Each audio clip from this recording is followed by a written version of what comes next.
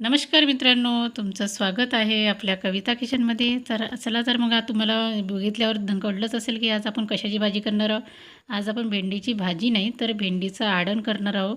जी आपण बाजारातून भेंडी आणतो ना, त्याच्यासोबत काही ज्या जरड भेंड्या येतात त्या फेकण्यापेक्षा आपण त्याची भाजी करून दाखवणार आहे तुम्हाला आज. आणि आमच्या विदर्भात त्याला भेंडीचं आडण असं म्हणतात. चला तर मग सुरू करूया आपण. आपल्याला त्याच्यासाठी लागणार आहे एक मोठ्या आकाराचा कांदा आणि 2 टमाटर.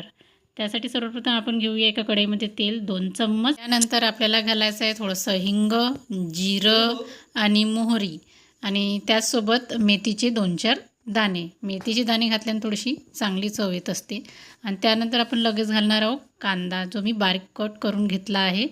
तो एक मोठा कांदा आपल्याला त्याच्यामध्ये घालून घ्यायचा आहे आणि छान परतून घ्यायचा आहे थोडासा तांबूस होईपर्यंत.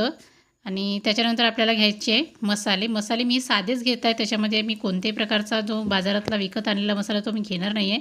त्यासाठी आपल्याला घ्यायचा आहे 1 ते 1.5 चम्मच लाल तिखट, मीठ, 1 चम्मच जिरे पावडर आणि 1 चम्मच धनिया पावडर आणि थोडंसं हळद पावडर.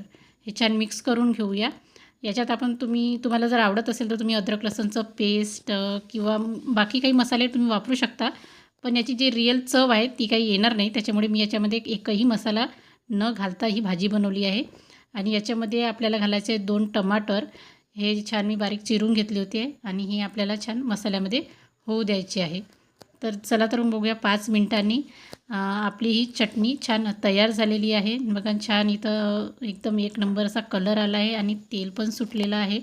आता याच्यानंतर आपल्याला घालायची जी आपण कट करून घेतली होती भेंडी ती घालून घ्यायची आहे. तर हे बघा आपण याच्यामध्ये भेंडी घातलेली आहे आणि याला छान मिक्स करून घ्यायचं आहे. एक नंबर अशी ही भाजी म्हणजे आडण खूप सुंदर असा लागतो. ज्वारीच्या भाकरीसोबत किंवा तुम्ही पोळीसोबत पण खाऊ शकता. एक नंबर असं चवीचा असा भेंडीचा आडण आपला तयार होतो आहे. तर तुम्ही नक्की ट्राय करून बघा. तर याला आता 5-10 मिनटं आपल्याला भेंड्या अशा या झाकून वाफवून होऊ द्यायच्या आहे. याच्यामध्ये मी चवीसाठी आपल्याला घालायचं 1 चम्मच साखर, म्हणजे असा आंबट गोड असा छान भेंडीचा आडण होईल आणि चवीला पण खूप सुंदर असा लागतो हा. तर आपल्याला 5 मिनटं ही चटणी छान होऊ द्यायची आहे. आणि याच्यानंतर आपल्याला याच्यामध्ये घालायचं आहे पाणी. तुम्ही तुमच्या इच्छेनुसार 1 ते 2 ग्लास पाणी घालू शकता, कारण की आपल्याला ही ग्रेव्ही टाईप सब्जी करायची, भाजी करायची आहे. भेंडीचा आडण म्हटलं तर तो पातळच पाहिजे.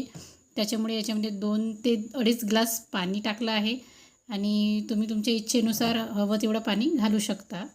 तर मी याच्यात मला थोडंसं कमी वाटलं पाणी, त्याच्यामुळे मी अजून थोडंसं पाणी याच्यामध्ये ॲड केलं आहे. आता याला थोडंसं 5 ते 10 मिनटं आपल्याला एक उकळ काढून घ्यायची आहे आणि छान उकळू द्यायचं आहे. बघा 5 मिनटांनी छान उकळ आली आणि भेंड्या पण आपल्या याच्यामध्ये छान शिजलेल्या आहे. तर आता आपल्याला याच्यामध्ये घालायचं आहे आपल्याला तांदळाचं पीठ घ्यायचं आहे. त्याची पातळ अशी स्लरी करून घ्यायची आहे. तुमच्याकडे जर तांदळाचं पीठ अवेलेबल नसेल तुम्ही कॉर्नफ्लॉवरचं पीठसुद्धा घेऊ शकता.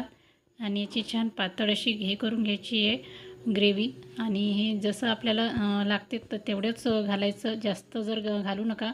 जर तुम्ही जास्त घालाल तर तो रस्सा जेव्हा आपण भाजी थंडी होते ना तेव्हा तो खूप घट्ट होतो. तर मी थोडंसंच घातलं आहे.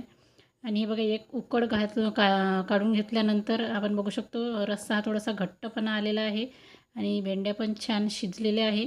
याच्यानंतर आपल्याला 5 मिनटं शिजल्यानंतर याच्यामध्ये थोडंसं सांबार घालून घ्यायचं आहे आणि 5 मिनटं ही भाजी आपल्याला शिजू द्यायचं. तर तयार आहे आपला भेंडीचा आरण एक नंबर असा. तर तुम्ही पण नक्की ट्राय करून बघा. तुम्हाला व्हिडिओ आवडला असेल तर माझ्या चॅनल नक्की लाईक करा, शेअर करा आणि सबस्क्राईब करा. तर तयार आहे आपला भेंडीचा आडण एक नंबर असा. तुम्ही भाकरीसोबत, पोळीसोबत, भातासोबत तर एक नंबर असा लागतो. तर नक्की ट्राय करून बघा भेंडीचा आडण. नवीन रेसिपी बघायच्या असतील तर माझ्या चॅनलला नक्की कमेंट करा. तर चला मग भेटूया पुढच्या रेसिपीमध्ये. Bye bye.